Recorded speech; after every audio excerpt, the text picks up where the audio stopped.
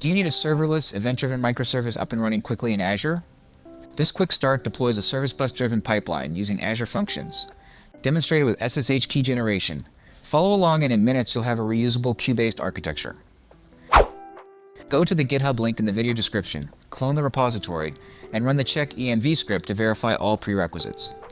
If you need help setting up Azure and Terraform, check out our Azure setup video. Once that's done, run the apply script to start the build. The build has completed, so let's head into the console and see what was deployed. The deployment provisions a fully serverless HTTP API exposed through Azure Functions. Requests are decoupled using an Azure Service Bus queue. Background queue-triggered function processes messages asynchronously. No servers are required. Results are written to Cosmos DB and stored temporarily using TTL. To test the service, use the included web client.